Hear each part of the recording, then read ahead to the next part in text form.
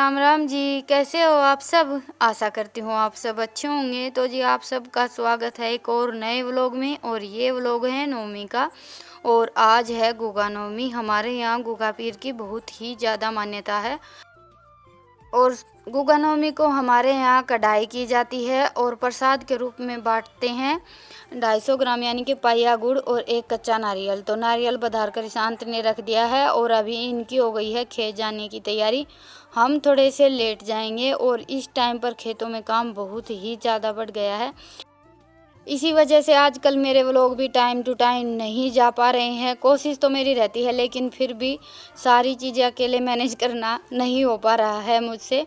तो जी इसके लिए तो मैं आप सबसे माफ़ी चाहूँगी। ये व्लॉग नवमी का है, 2-3 दिन लेट हो गया है। फिर भी मैंने सोचा कि चलो व्लॉग बनाया था तो आप सबके साथ शेयर कर देती हूँ। अभी सबसे पहले तो हमारे यहाँ जैसे कि अड़ोस पड़ोस के सभी घरों में प्रसाद बांटा जाता है और उसके बाद फिर होती है कढ़ाई। तो ये हमारा हो गया है प्रसाद। शाम को हम जाएंगे धोक लगाने के लिए। इसमें से मैंने थोड़ा सा अछूता प्रसाद निकाल कर रख दिया था और बाकी का प्रसाद हम यहाँ अड़ोस पड़ोस सभी घरों में बांट देते हैं। और सभी घरों से हमारे यहाँ भी आता है। सुबह सुबह की धोक हमारे यहाँ ऐसे ही लगाई जाती है। सुबह एक बार उठते ही हम सबसे पहले तो जैसे नारियल और गुड़ बांट देते हैं, उसके बाद फिर कढ़ाई वगैरह करते हैं। धोक लगाने के लिए तो जाते हैं, कढ़ाई बनती है तब। और तब तक ये नारियल और गुड़ सभी घरों में बांट दिया जाता है। तो जी बस अभी कढ़ाई तो मैं करूँगी नहीं क्योंकि हमें खेत जाना है, थोड़ा सा ज़्यादा ज़रूरी काम है। एक तो मौसम इस बार कुछ ऐसा हो रखा है कि कुछ दिनों से बारिश का सा मौसम चल रहा है और बारिश का मौसम होता है तो ये सोचते हैं कि कैसे भी करके बस अनाज निकल जाए।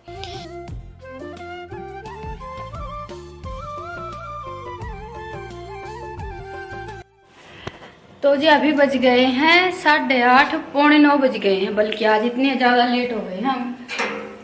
और बस अभी हमारी खेत जाने की तैयारी चल रही है, अभी भी चल ही रही है। करेक्ट टाइम 8:40 हो गए हैं। ये लगा लीजिए, आज तो बहुत तेज़ की धूप हो गई है। 1 घंटा लेट हो जाएंगे। हम 8 बजे जाते हैं डेली। आज 9 बजे पहुँचेंगे खेत। आज बच्चों की छुट्टी थी, छुट्टी है नहीं, ये स्कूल नहीं गए दोनों, क्योंकि रात को हम आए थे 1 बजे, फिर 1:30-2 बज गया था, 2 बजे सो गए थे। तो सुबह बच्चे लेट उठे थे। हाँ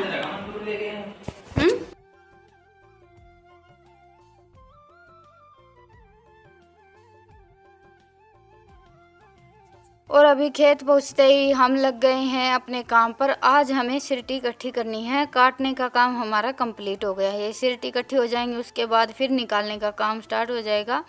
और ये वीडियो थोड़ी सी बनाई थी ईशांत ने, इसलिए थोड़ी सी ज़्यादा हिलती डुलती वीडियो बनी हुई है।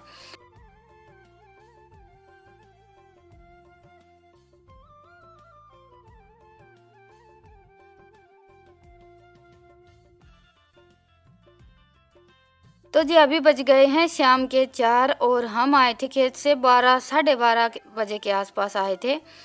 और आने के बाद फिर खाना खाया, कुछ देर आराम किया, फिर ये वापस चले गए थे। और मुझे करनी है अभी कढ़ाई, तो मैं नहीं गई थी। भैंसों को सानी वगैरह डालकर नहा धोकर अभी मेरी कढ़ाई की तैयारी स्टार्ट हो गई है। तो सबसे पहले तो मैं अभी एक मसाला बनाकर तैयार कर रही हूँ। इसमें मैंने सौंफ, धनिया, जीरा और हल्का सा नमक डाला है। ये साबुत मसाला हम पहले हल्का सा भून लेते हैं, उसके बाद फिर इसको मिक्सी में पीस लेंगे। इसी से हम आलू की सब्ज़ी बनाएंगे। और आज मैं उड़द दाल की कचौरी बनाने वाली हूँ। कुछ दिन पहले मैंने मूंग दाल की कचौरी बनाई थी घर में, सबको काफ़ी अच्छी लगी।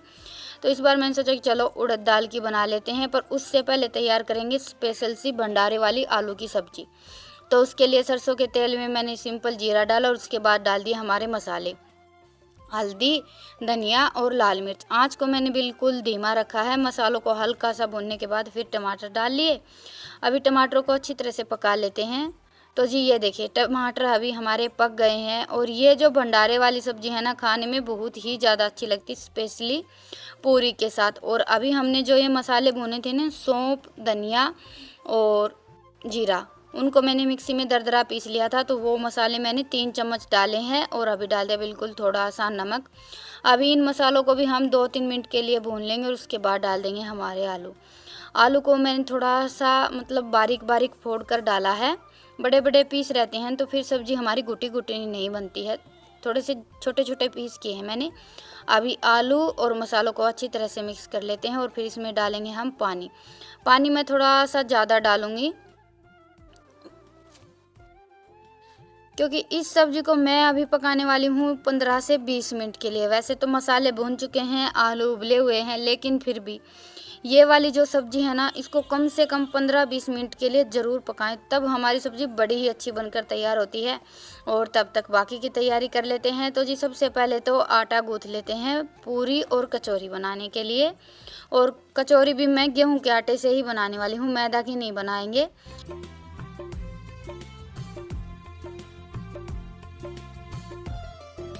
और बीच बीच में 1-2 बार सब्जी को अच्छी तरह से मिक्स कर देंगे और बिल्कुल धीमी धीमी आंच पर बनने देंगे।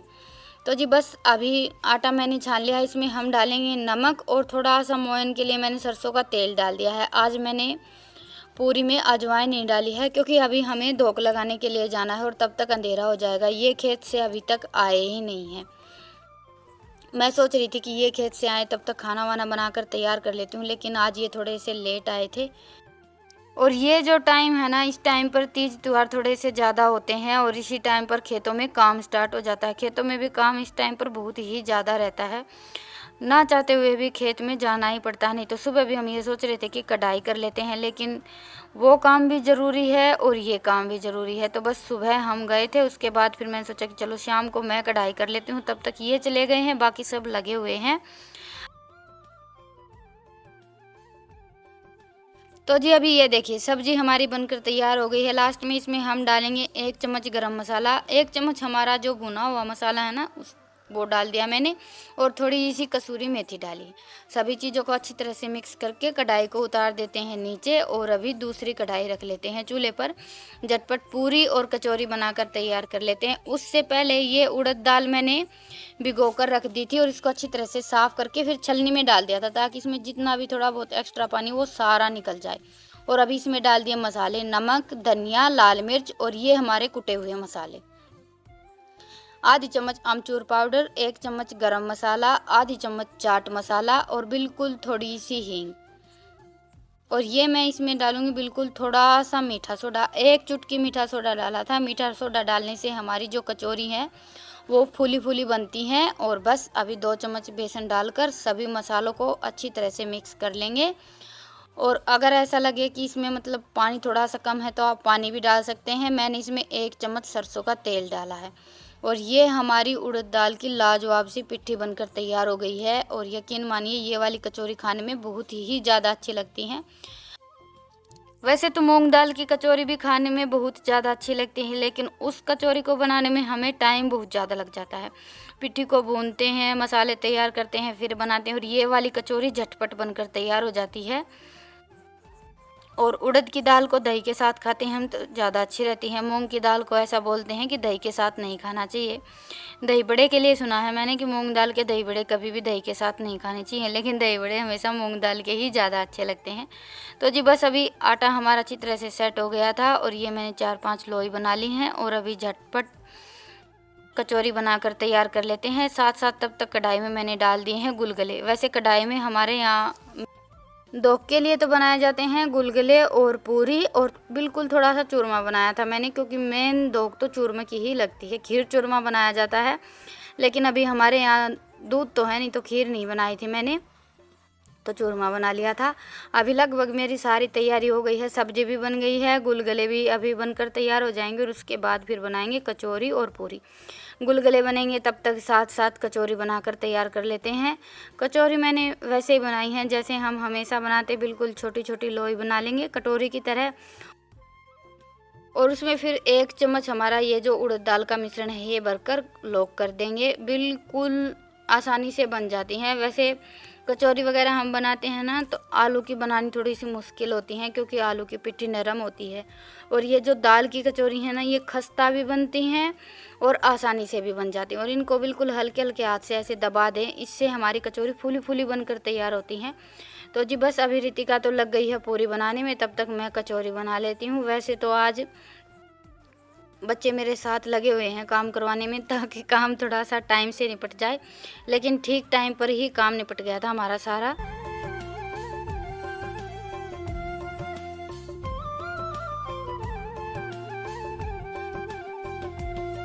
तो जी अभी गुलगुले तो बनाएंगे बाद में, उससे पहले मैंने कचौरी डाल दी है क्योंकि थोड़ी सी देर में अंधेरा हो जाएगा और रात के टाइम में यही है, दिन छिपने के बाद बड़ी जल्दी अंधेरा हो जाता है। तो मैंने सोचा कि चलो उससे पहले 4-5 कचौरी फ्राई कर लेते हैं। तो जी ये देखिए कचौरी हमारी कुछ ऐसी बनकर तैयार हुई हैं।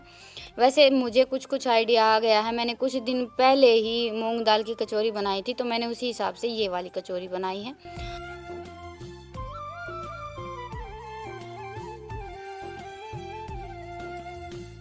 अभी ये खेत से आ गए हैं और अभी हमारे घर आ गई है गुगा पीर की छड़ी। ये गुगा नवमी से 1-2 दिन पहले ही गांव में घूमना स्टार्ट कर देते हैं, लेकिन हमारे घर पहली बार आए हैं क्योंकि अभी तक तो हम खेत में रहते थे। तो हमारा खेत भी गांव से थोड़ा सा ज़्यादा ही दूर है, तो इतनी दूर जाना नहीं हो पाता है। और ये गुगा पीर की जो छड़ी है गुगा नवमी पर पूरे गाँव में घुमाई जाती है।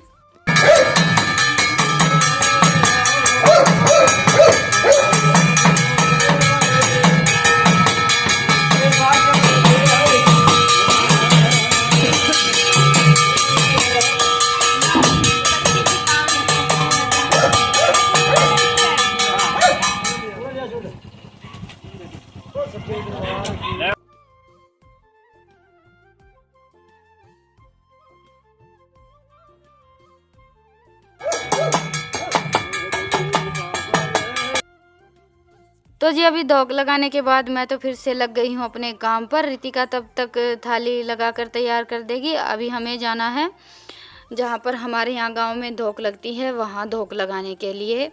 और तब तक मैं ये थोड़ी सी पूरी और निकाल देती हूँ कढ़ाई में से। वैसे पूरी अभी मेरी बनकर तैयार नहीं हुई है, लेकिन रितिका तैयारी करेगी, तब तक बस झटपट ये पूरी तेल में से निकाल लेते हैं। तैयारी तो मैंने जल्दी ही स्टार्ट की थी, 4 बजे के आसपास लगी थी मैं, लेकिन फिर भी खाने में थोड़ा सा ज़्यादा कुछ बनाना रहता है और अकेले लगे रहते हैं तो लेट हो ही जाते हैं।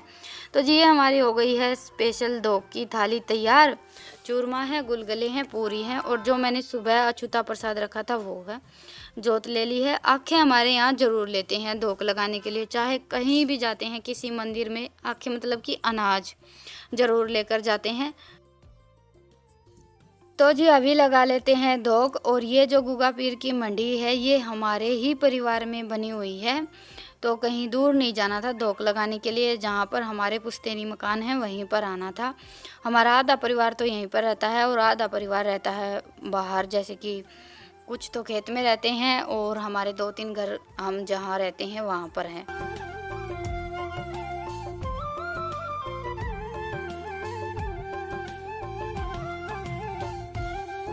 तो जी बस अभी धोख लगा ली थी, उसके बाद फिर सबसे मिलना जुलना हुआ और फिर हम चल पड़े घर के लिए वापस, क्योंकि इतनी जल्दी से तो मैं घर से बाहर निकलती नहीं हूँ। यहाँ पर भी मेरा बहुत कम आना जाना होता है, कभी कभी कुछ ज़रूरी काम होता है ना तभी आती हूँ। और घर आते ही मैंने लगा ली हमारी आज की स्पेशल थाली, तो आप सब भी आ जाइए खाने के लिए। आज मैंने भंडारे वाली आलू की सब्ज़ी बनाई है, साथ में पूरी और बूंदी का रायता बनाया है।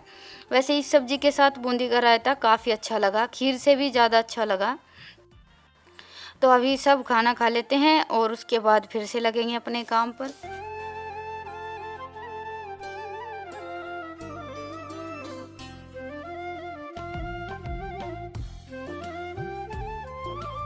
तो जी बस अभी खाना वाना हो गया है और ये डैनी की प्लेट लग गई है पूरी और कचौरी। लस्सी वैसे मैं इसको नहीं डालती हूँ, एक बार इसकी तबीयत ख़राब हो गई थी तो डॉक्टर ने मना किया था लस्सी के लिए, तो उसके बाद तो बस इसको थोड़ी बहुत लस्सी ही डालते हैं। और मैंने मेरे लिए तैयार कर रखे हैं ढेर सारे कपड़े धुलने के लिए, मशीन दोपहर से ही चल रही थी। तो जी चलिए आज के व्लॉग को यहीं पर ख़त्म करते हैं और फिर मिलते हैं। व्लॉग पसंद आए तो please like and subscribe. Bye bye.